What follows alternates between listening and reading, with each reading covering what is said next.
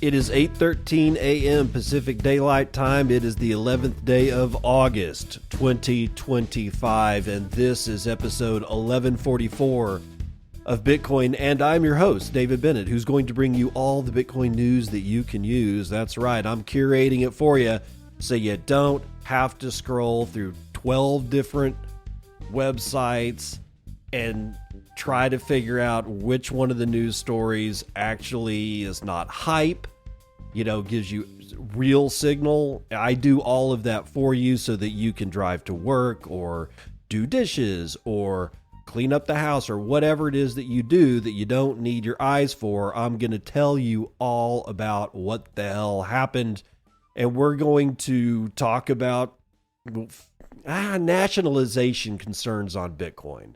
It seems that people are getting real twitchy about this corporate treasury move that many companies are taking. I ain't exactly thrilled about it, but I don't know if we need to be scared about it. However, we are going to talk about this Bitcoin corporate boom and the possibility of, does it mean nationalization? And what the hell does nationalization mean? El Salvador, when we go down south, is also going to be present today. They're doing something with some investment banks, and Rumble is in the news. It's going to be an interesting ride on that one. And then we have the news from this weekend. Bo Hines stepped down as Trump's digital asset advisor after a mere 8 months. And my question is, did he get fired or did he get tired of the crap, of the non-action on the strategic Bitcoin reserve? Hopefully we will find out more today. Nostr Wallet Connect. We need to talk about it. I really think people are sleeping on NWC, which is Nostr Wallet Connect. It's a product made by the Albi team, the Get Albi wallet. It's a product that's made by them, and it has been a game changer, but it's just kind of, I don't know, people really aren't talking about it, so I'm glad to see that Bitcoin Magazine has a piece about it. Harvard, well, they've revealed that they've got exposure to Bitcoin. We'll put it that way. And it is the 5th anniversary of MicroStrategy's first purchase of Bitcoin. 5 years in. It's actually kind of impressive. I mean, hell, even Elon Musk didn't last anywhere. I think he lasted for maybe 6 months, 8 months or something like that. And he still has some Bitcoin, so I guess technically he's still in, but he sold like 3/4 of it when it was like 68,000, something like that.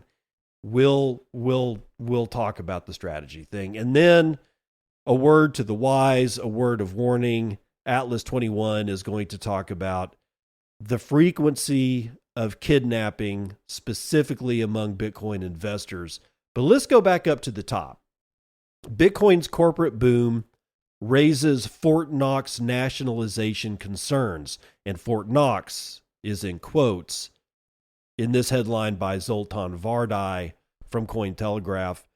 Corporate crypto treasuries have surged past $100 billion, raising concerns among analysts that the United States may one day nationalize some of these holdings in a move reminiscent of the gold standard era.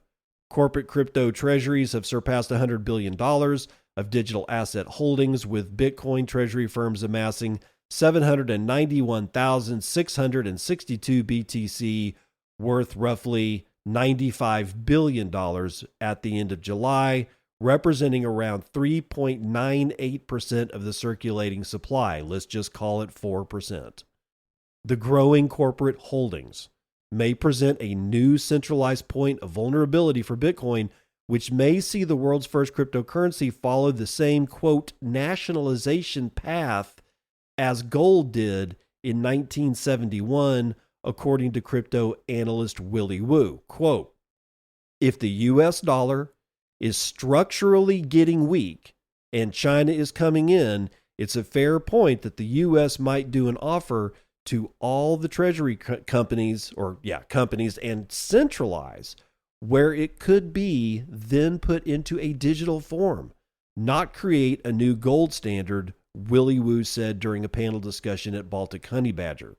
Quote, you could then rug it like happened in 1971, and it's all centralized around the digital Bitcoin.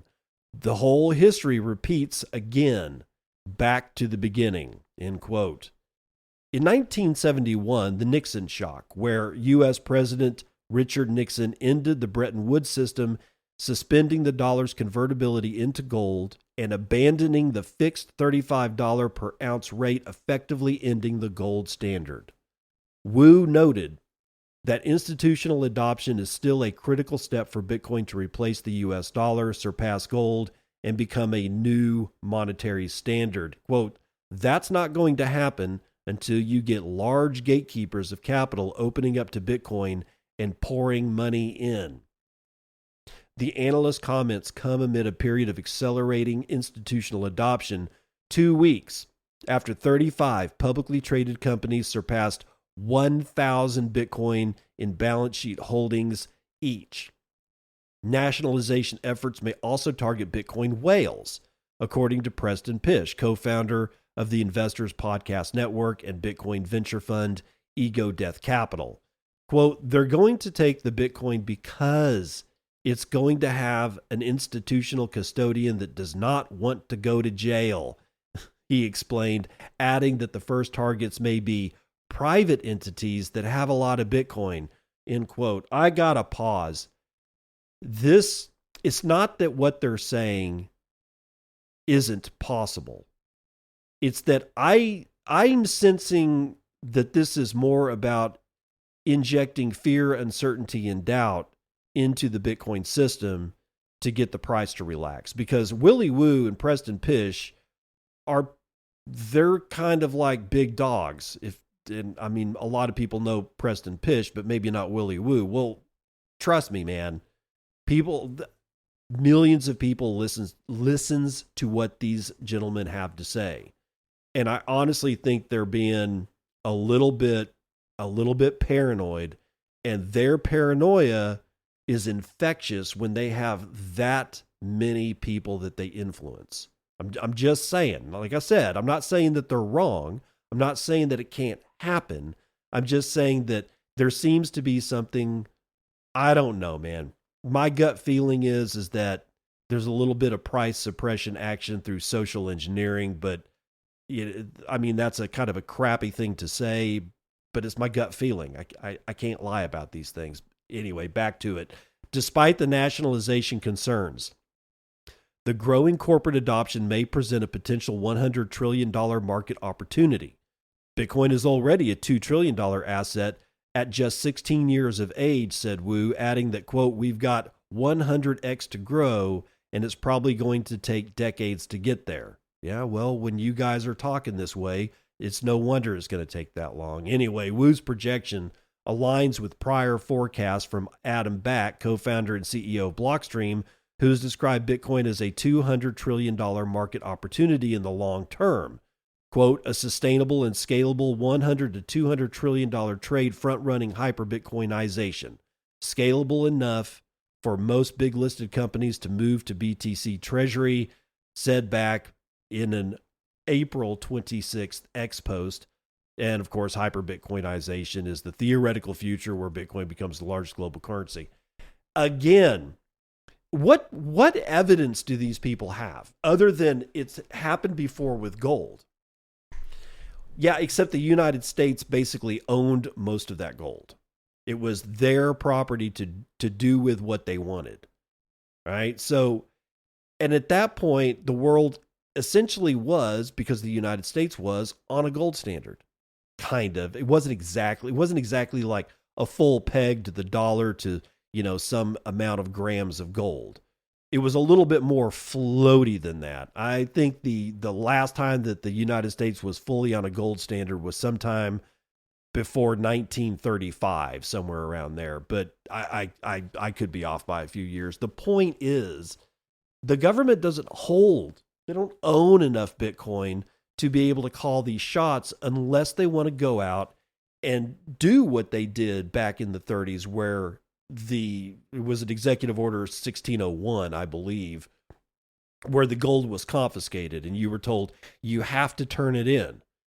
Ask yourself this: if you own Bitcoin in self-custody, where you alone are able to vector that Bitcoin and nobody else can, are you the kind of person that would voluntarily just give up your Bitcoin and get paid whatever they want to pay you for it? Because that's what happened when 1601 came out. They said, look, you got to bring in your gold.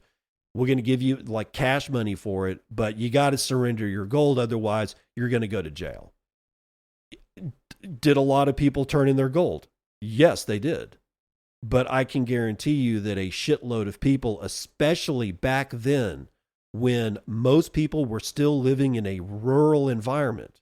Now, people in cities probably did, but the guys in the rural environment, the guys that lived out there in the country and they were farmers and ranchers and doing all that, they weren't so apt to just give up their property. I think we tend to put too much emphasis, or at least I think we conjecture too much about the weakness of the American mind back in the 30s. I think we compare them to the people that we see today, which honestly is quite a different story.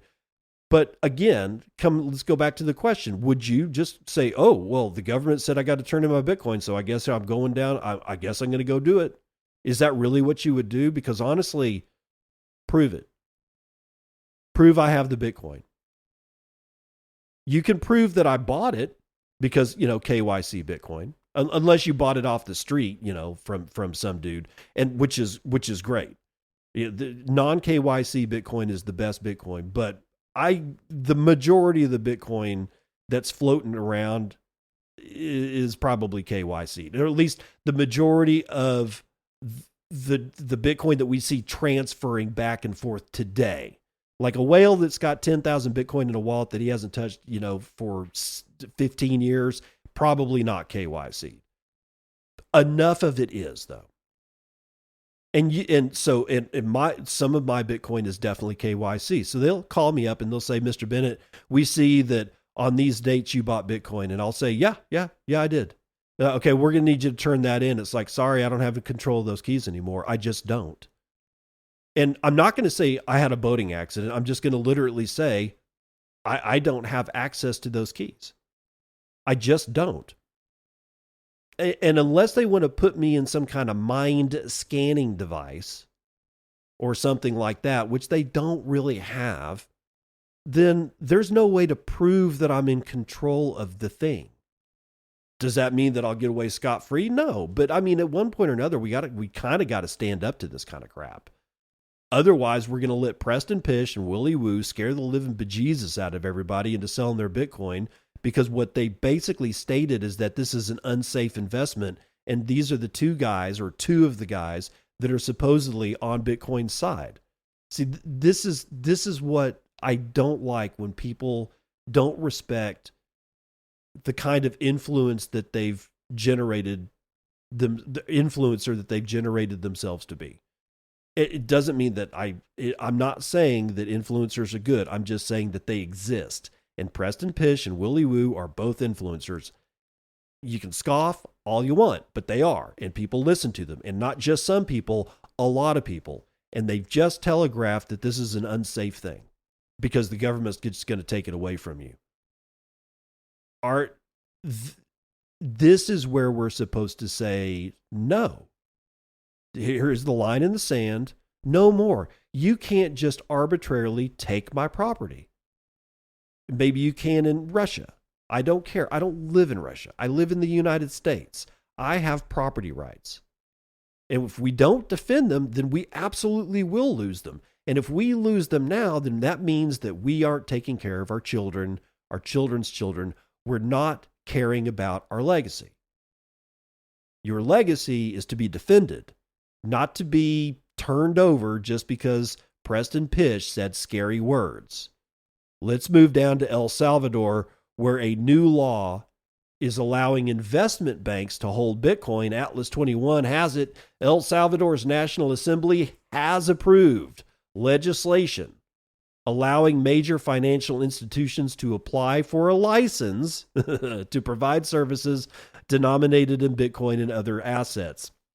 The new regulation sets the criteria for accessing such financial services, and credit institutions must have a minimum capital of $50 million to qualify as investment banks, a category regulated separately from traditional commercial banks. Once granted this status, they can apply for various licenses to offer financial instruments linked to digital assets.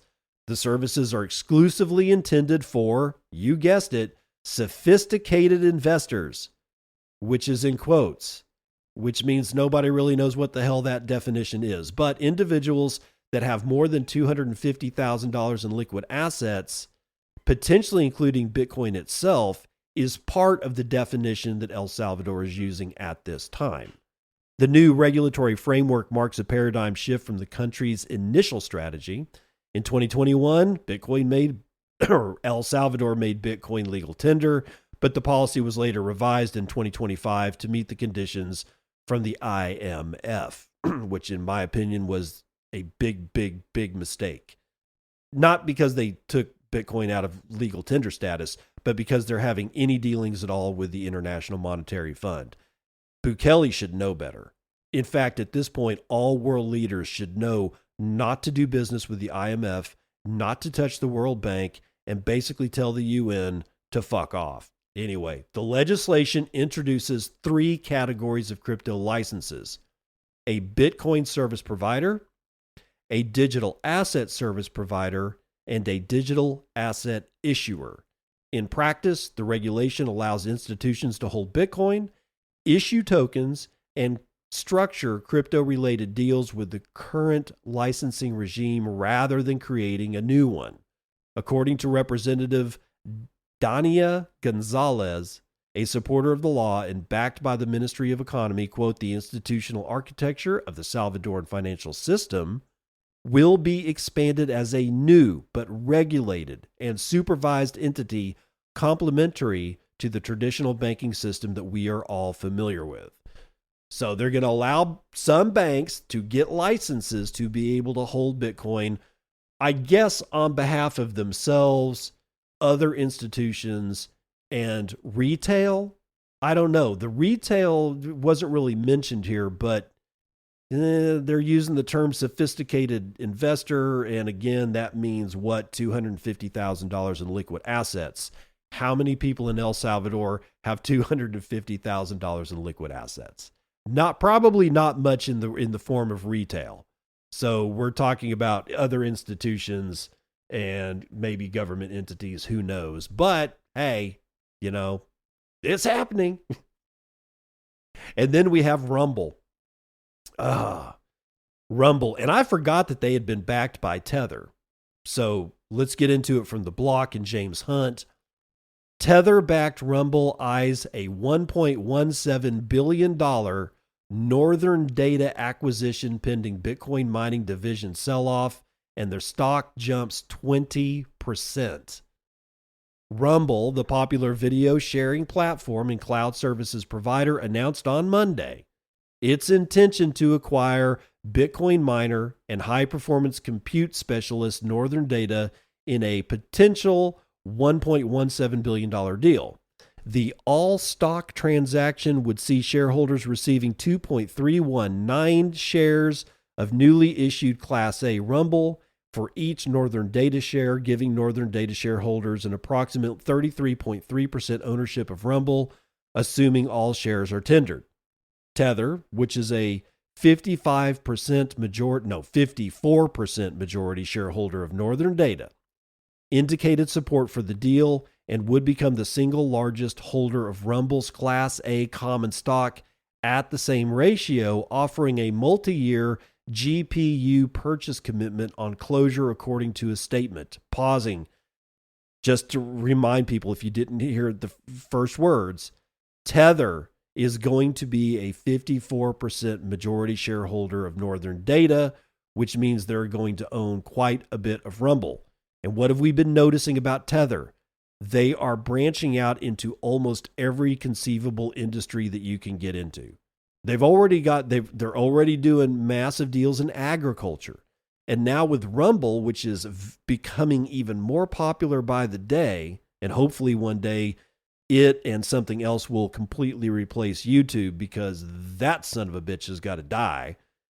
We're talking about Tether like knee deep into media.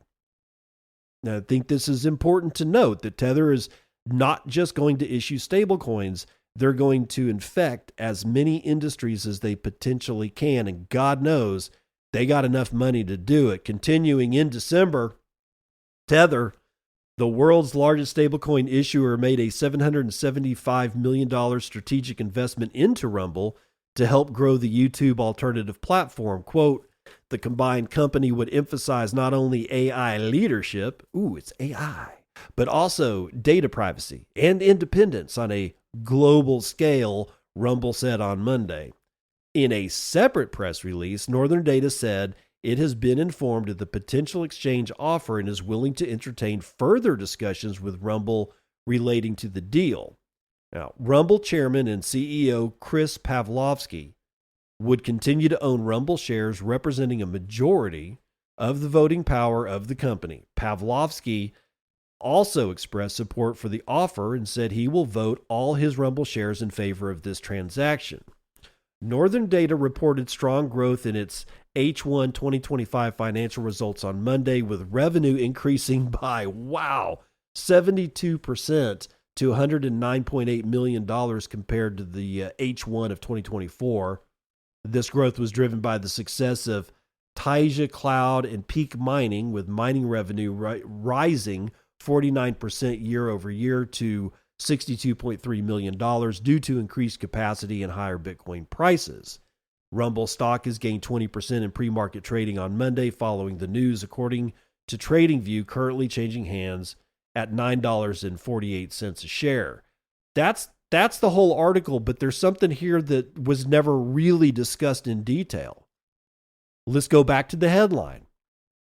Tether-backed Rumble eyes a $1.17 billion Northern Data acquisition pending Bitcoin mining division sell-off. Nothing was said in detail about that, so we only have conjecture left. What does this mean? Rumble wants to buy Northern Data, but they don't want the Bitcoin unit.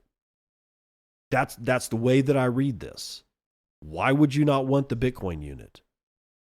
And if you're Tether, or rather a Tether-backed company, you're in communion with Tether at this point. They know what you're doing. You might not know what they're doing, but Tether sure as shit knows what the hell Rumble is doing on the inside. And Tether doesn't seem to be, pushing back and saying, dude, just get Northern Data and get the whole damn thing.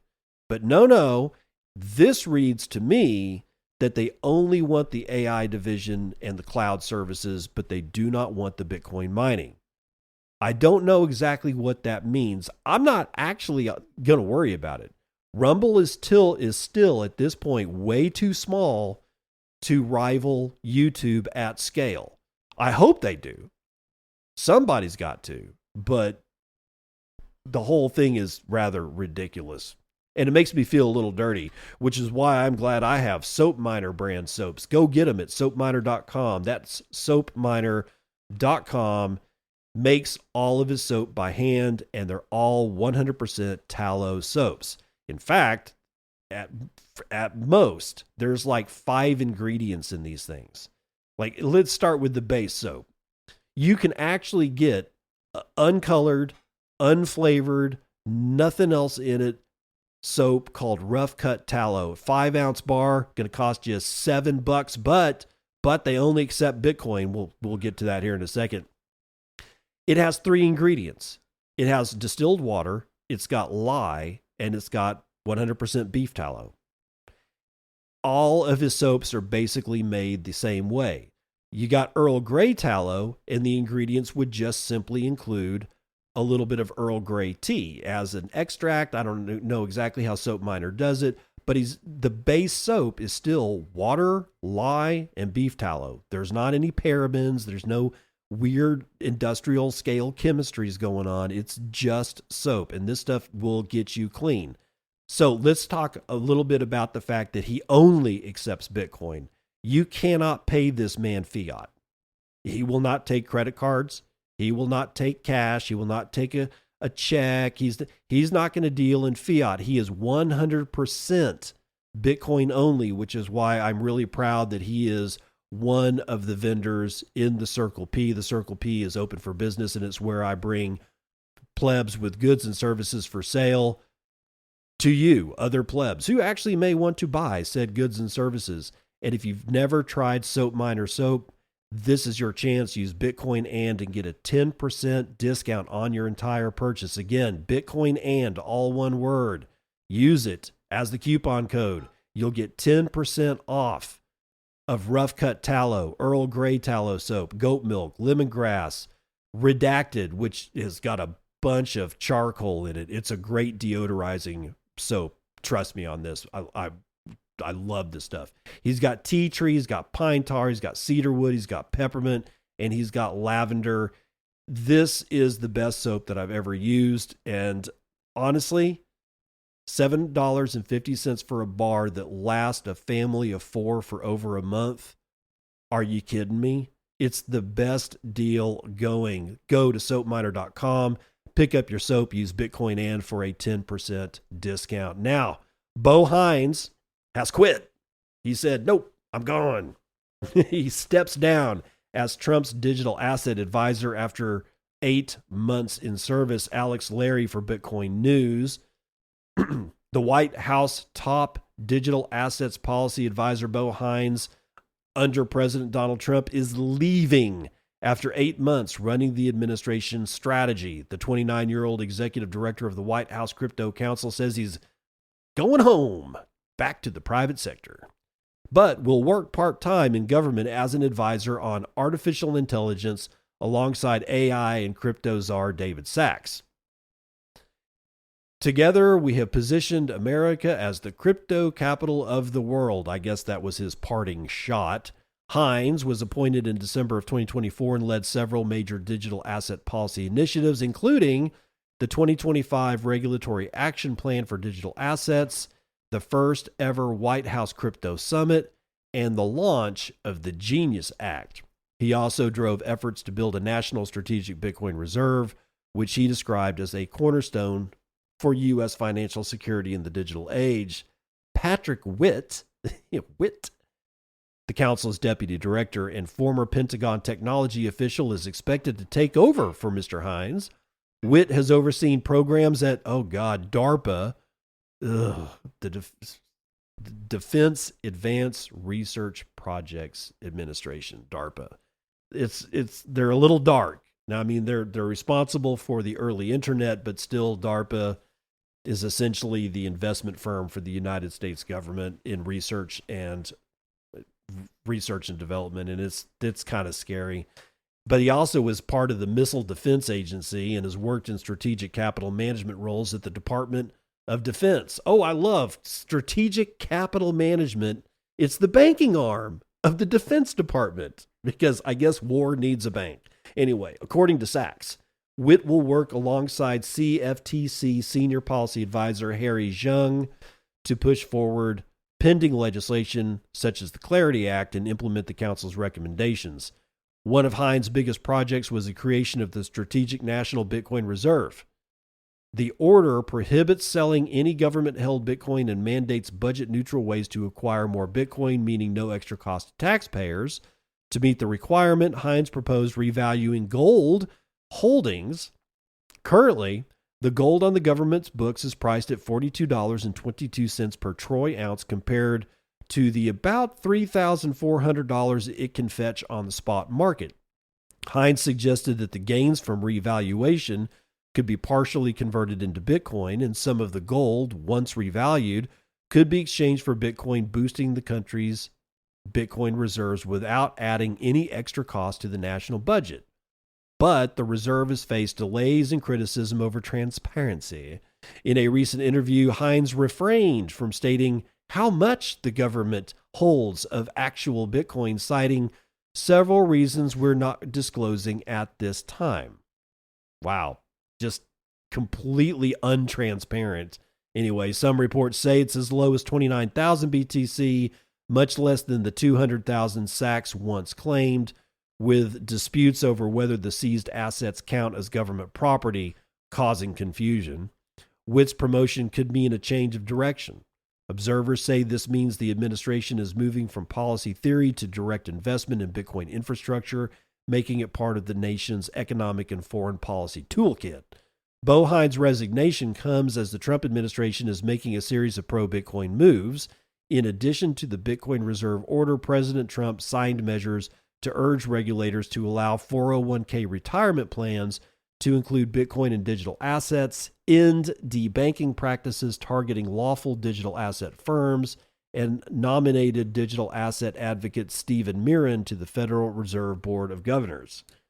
So Bo Hines is out after only 8 months. Why?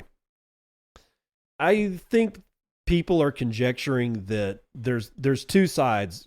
They're conjecturing that he got fired, which I don't think actually happened, but I have no proof of that, or that he's fed up because the National Strategic Reserve of Bitcoin is just not going anywhere. And it's not. It's not going anywhere. There's no movement has been made on this thing at all. We've got all kinds of movement around it. We've got Stablecoin Act. We got Genius Act. There's all kinds of, like the 401k announcement, the potential revaluation of gold that we're talking about here. All of this is like a big sidecar to the Strategic Bitcoin Reserve, but nothing's really happened with SBR. They haven't bought anything. The audit, we still don't know exactly how much the United States government has because they're not coming out and saying, here's our wallet address, here's the amount of Bitcoin in it. It's like, well, it could be this, it could be that. Somebody's done kind of an audit, but it doesn't seem to be really official. So as far as anybody really knows, we still don't know how much Bitcoin the United States government has. Me personally, I think what's going on is that Bo's like, look, we've got all this stuff happening. He definitely knows more than what's being reported on the news. I think he feels comfortable leaving and going back into the private sector where he can make a shit ton more money. I think that that's really as simple as it needs to be. Let's run the numbers.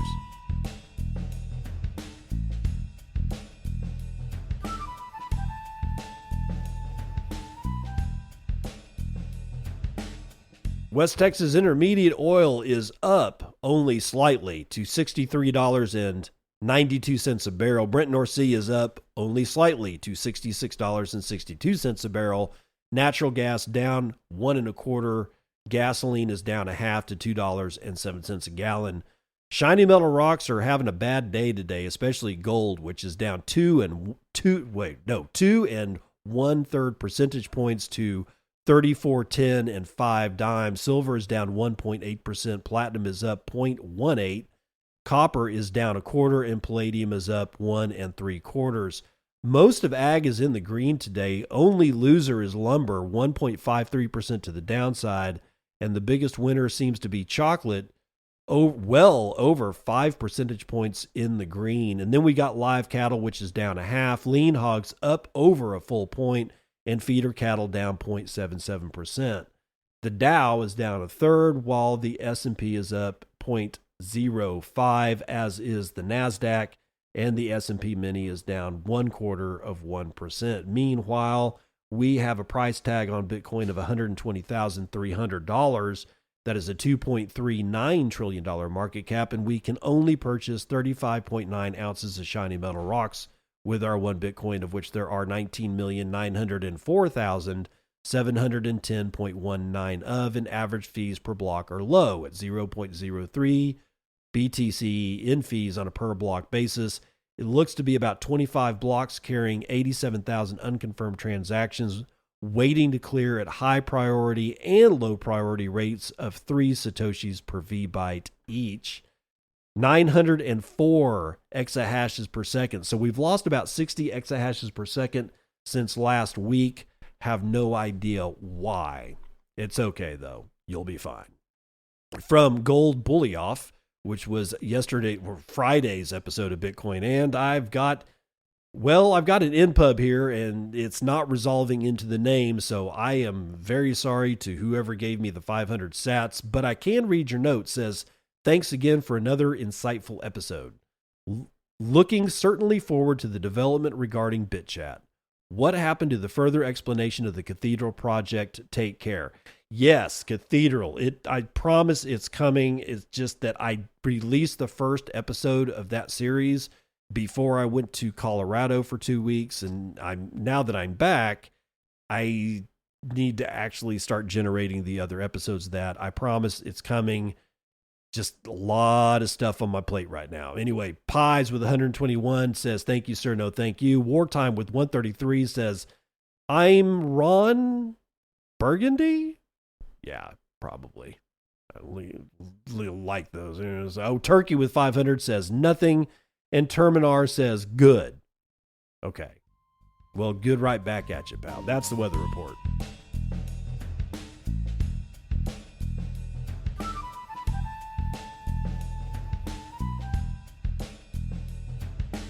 Welcome to part 2 of the news that you can use. Nostr Wallet Connect is the USB-C connector of Bitcoin wallets.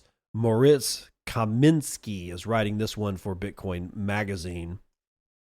Nostr Wallet Connect has an impressive technological lineage. Digital and physical connectors such as cables we use, internet protocols, they work best when they're open and standardized. You don't need permission to design a device that uses a standard connector. You don't have to license special chips from a single company. You don't need to pay fees to use the protocol. You simply need to follow the publicly available specification and ensure that your device or app complies. The move towards universal open connectors has been driven by foundational standards such as VGA for early video output, 3.5 millimeter audio jacks for analog, Ethernet for wired networking, and USB for peripheral communications.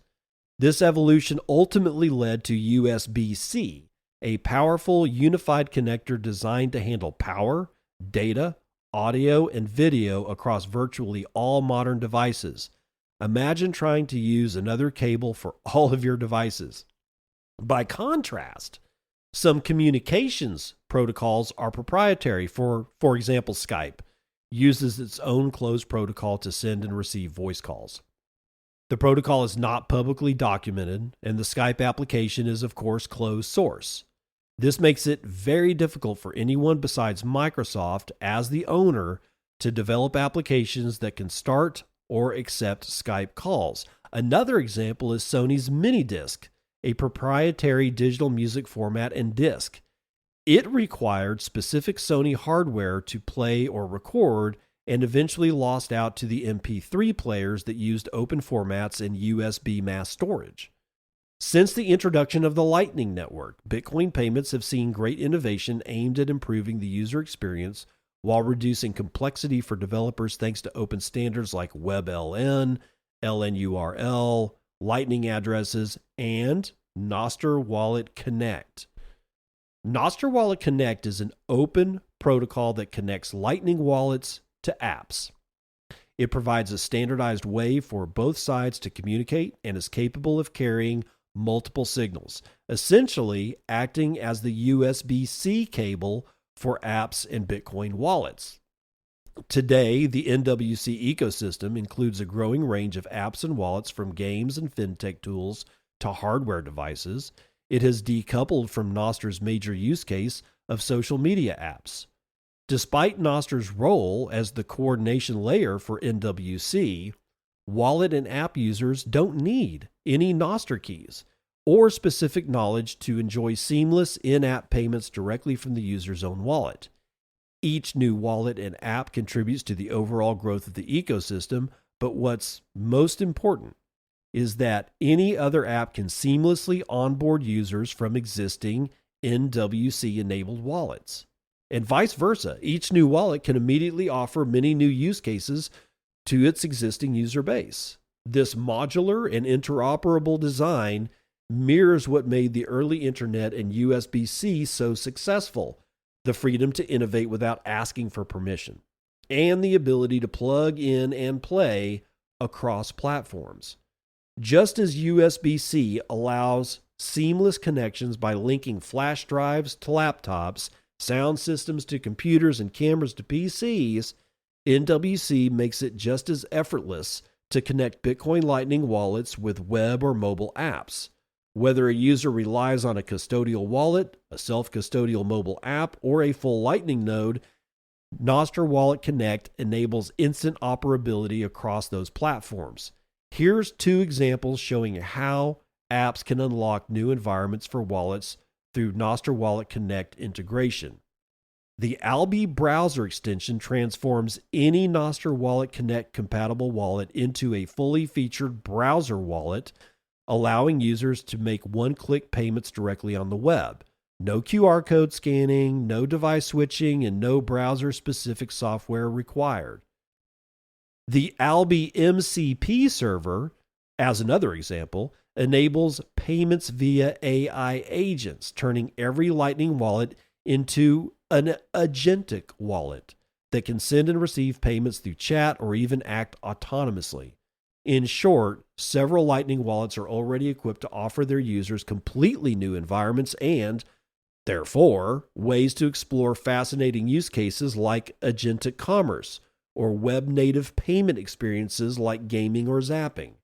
As a consequence, wallets create more opportunities for users at zero additional integration cost thanks to NWC's standardized API interface.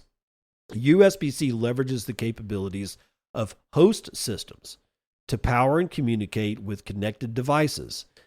Nostr Wallet Connect works similarly for apps. Instead of implementing full wallet functionality, developers can outsource payment infrastructure to existing wallet providers.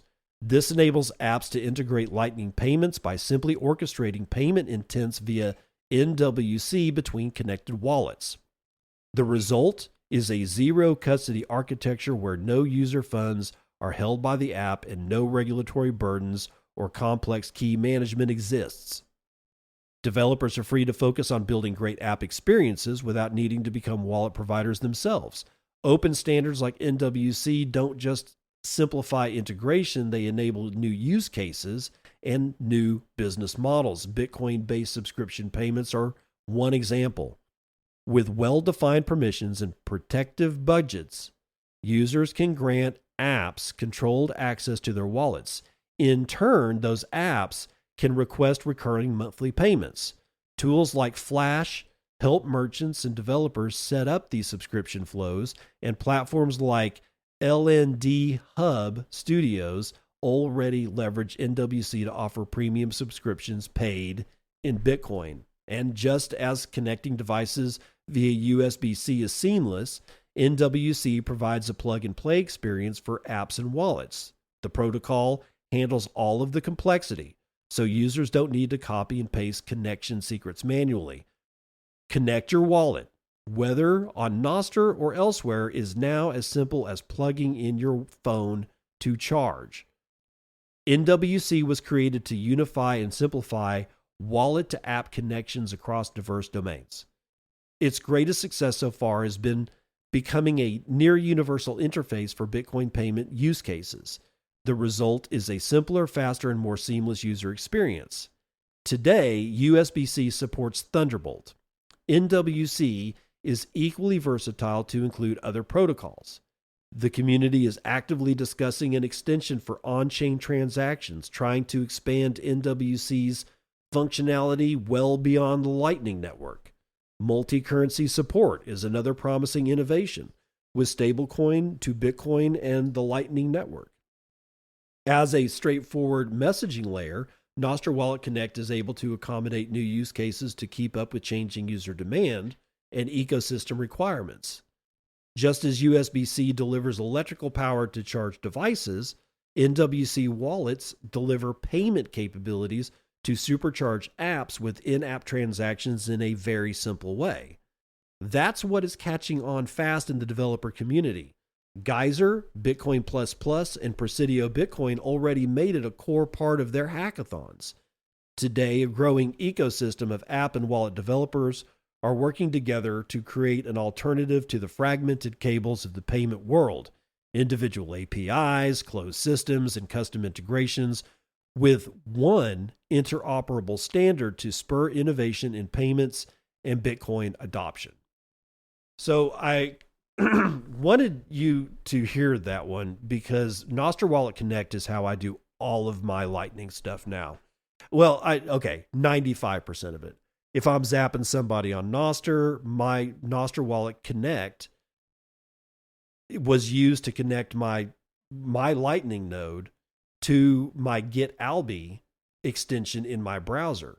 And the only way that I was able to do that was through Nostr Wallet Connect. And may I remind you that Nostr Wallet Connect was designed by the guys at Alby. Alby is, if you're not using GetAlby, you really should at least check it out. It's insanely simple, and it just continues to work. In fact, I've had several browser extensions that just one day they just quit working. I've never had a problem with GetAlby, except every once in a while I have to log back in to my browser. Well, in my browser extension, it says, "Hey, you need to log into your GetAlby," and I'm like, "Oh, okay," and I'll do that. But other than that, it's never stopped working, not once. It's an amazing piece of equipment. I highly recommend that if you're not using Nostr Wallet Connect, GetAlby, you really need to take a look at this, because the Nostr Wallet Connect part of this is enabling. I'm looking at an ecosystem map for Nostr Wallet Connect. There's got to be 100 different applications on this list, like Geyser and Wavelake. They're integrated.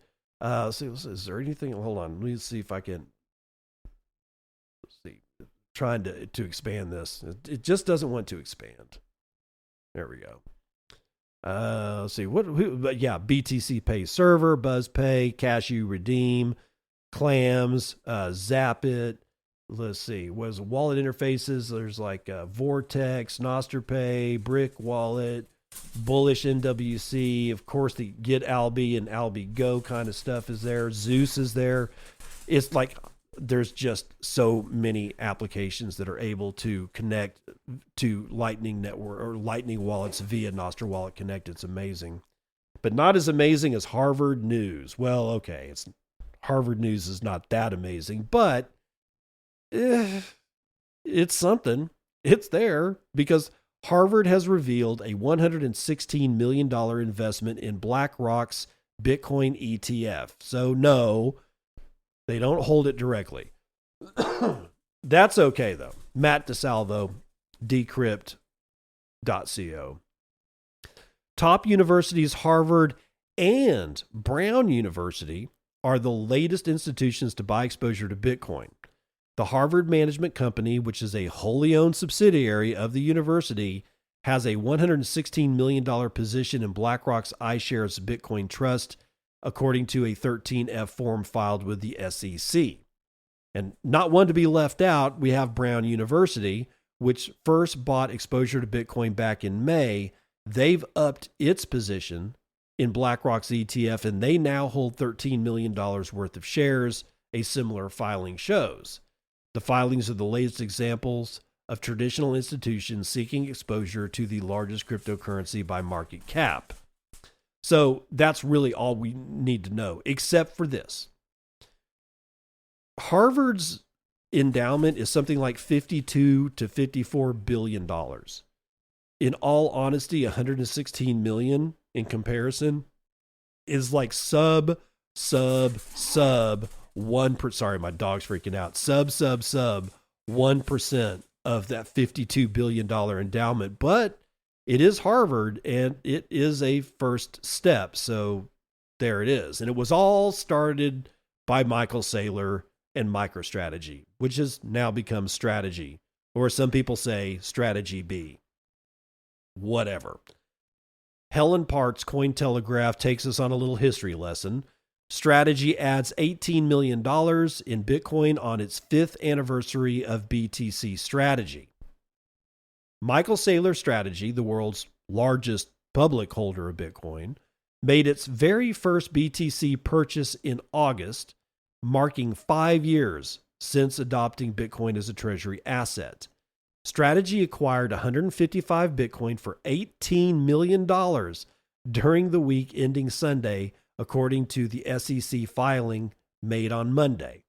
Strategy's new Bitcoin purchases were made at an average price of $116,401 per coin, with BTC starting the week at $114,000 and nearing all-time highs around $122,000 by Sunday, according to CoinGecko.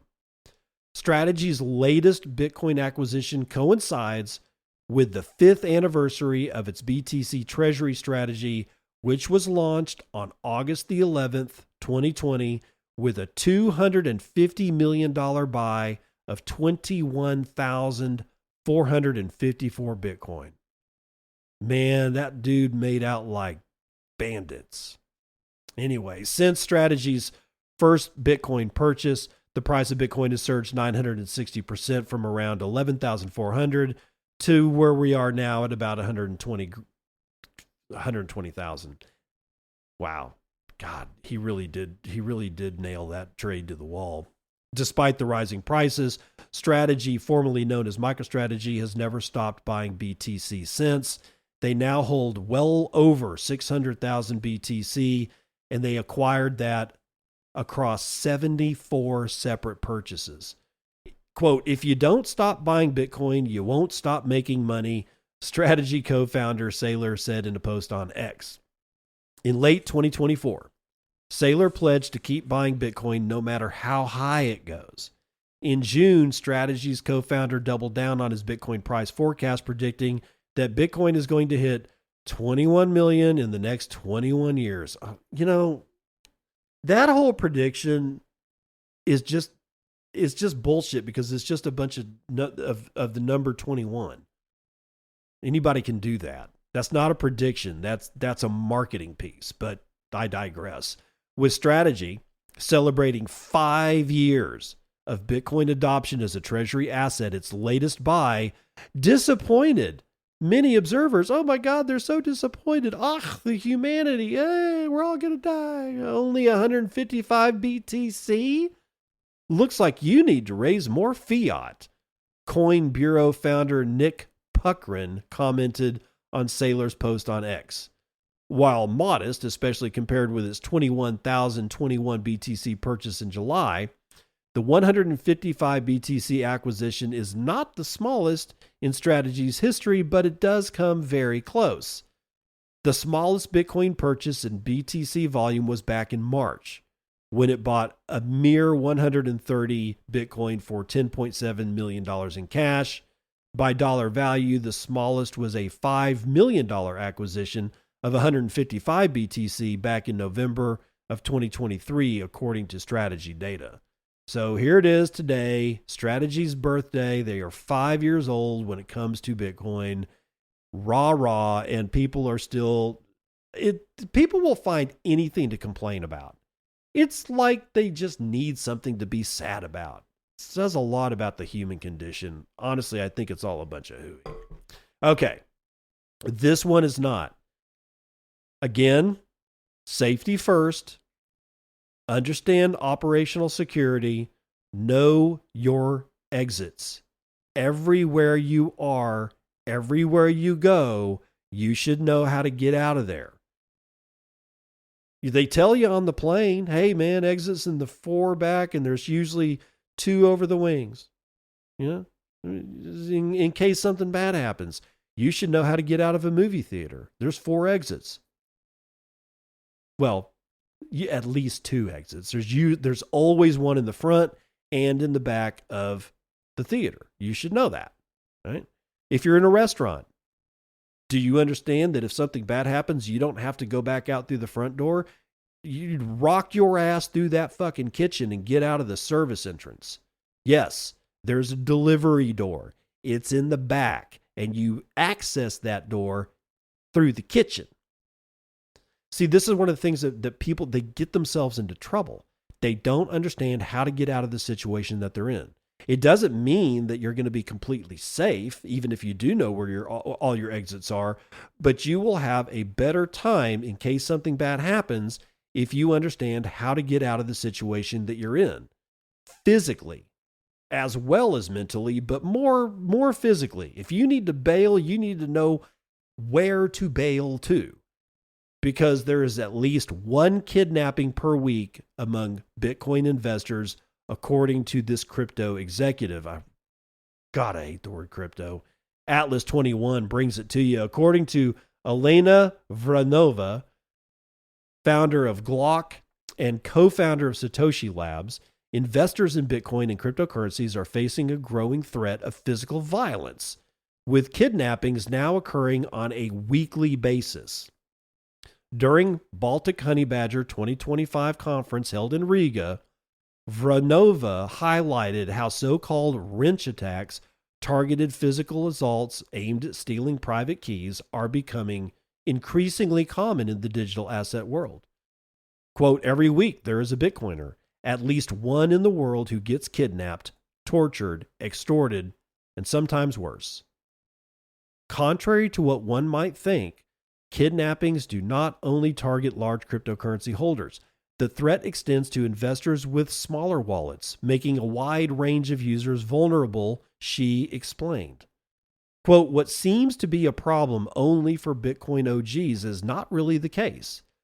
We have seen cases of kidnappings for as little as $6,000 worth of crypto, and we have seen people murdered for $50,000 in crypto, end quote. Data on physical attacks against cryptocurrency holders in 2025 show a rising trend. It's rising, it's not plateauing, it's not dropping off, it's getting worse. And projections indicate that this year, we could see the number of assaults double compared to the worst year recorded previously. Data breaches from centralized exchanges represent a major factor increasing kidnappings. These attacks are facilitated by sensitive information collected through KYC procedures and other centralized software providers that store customer data. Quote, we currently have more than 80 million Bitcoiner and crypto user identities leaked online. 2.2 million out of those contain home addresses. 2.2 million people whose crypto information got leaked includes where they physically dwell. So this weekend, just to drive the point home, I've been getting these for a while because I used to have a Coinbase account. And so my data was leaked online. Although I've changed residences not once, but twice since then, and I've never dealt with Coinbase again. So I'm not all that worried about my particular data. However, that's like, that was just sort of like, it just so happens that I changed physical addresses twice, right? So, but I get text messages on my phone at least once a month. Now, this week I've actually gotten 2 of them in a row that says that my Coinbase account has been accessed by an IP address in Beijing, and then it gives me a telephone number to call. And of course, the text comes from a 6-3 country code. And you know what? Let's see, country code. Let's see, 6-3 country code. That's the first 2 digits of any telephone number. Philippines. Yes, I'm sure this is above board that I keep getting messages from the Philippines. That of course that actually matches. No, actually it doesn't match, because they're saying that my account was accessed from Beijing in China, which is not a 6-3 country code. That's for the Philippines, which is where I'm getting these text messages from. I got 2 of them, like over the weekend. My wife got one. Dude, she's never had a Coinbase account, and she got the exact same message from +63 country code that her Coinbase account had been accessed from Beijing. Literally that same day, like when she was telling me about this, I get a text from my sister who's asking me questions. She's like, should I be concerned about this? And she basically like copies the text and puts it into that she got on her phone, puts it into the message. I read it. It reads the exact same thing that me and my wife both got. +63 country code. Hey, your shit was accessed from Beijing. Here's the telephone number to call to make sure that you're going to be okay. In fact, if you call that number, you're not going to be okay. Right? And this is the non-physical issue. This is just the annoyance part of it. They got my phone number. But they've also got my wife's phone number. She's never had a Coinbase account. Right? I'm just saying, this is going to get worse and worse and worse. So again, I iterate, you need to be safe. And here's one of the things that I think this is, I don't know, I got a gut feeling here. I see a trend with Bitcoin conferences, and there's two sides to the trend, or at least it's not a trend. There's two sides to Bitcoin conferences that I see. I'm starting to hear people that have been going to these conferences for years say that they're just getting boring and they kind of don't want to go anymore. And not all of them. I'm talking about the big, massive ones. I think Baltic Honey Badger is one that's never going to go away. But I think a lot of the other larger conferences that are in the United States, I think those are going to start diminishing. The main Bitcoin conference probably won't, but I think a lot of these other ones, I think they will, because of the security aspect and the fact that people are getting bored. I mean, how many times can we go and be bullish in front of a sculpture of a bull? How many times can we, hang out with the Bitcoin girls that have huge jugs and, are 19 years old? And I mean, honestly, it's a little juvenile at this point.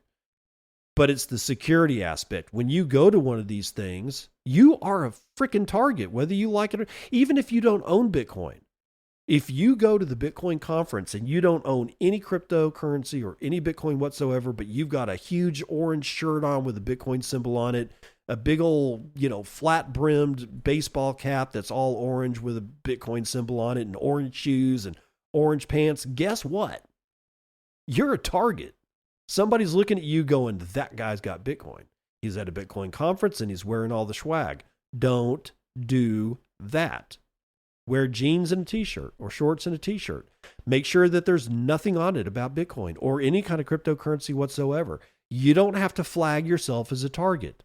A lot of people wear swag because they want to fly the flag or wear one for the brand or foam finger #1 or whatever. It doesn't do anything. It doesn't change the world. It doesn't do anything other than make you a target. Stop doing that. Stop wearing the swag. No reason not to buy the swag if you want to support Bitcoiners, and that's what they're doing. Hey, I'm the Circle P guy. More power to you. Don't wear it in public. Don't wear it in public. Don't go out of your door wearing this stuff. You're nothing but a target, and it's getting worse out there. One of these days, I don't want to have to be reporting on you that you got kidnapped and you lost your stash, or worse.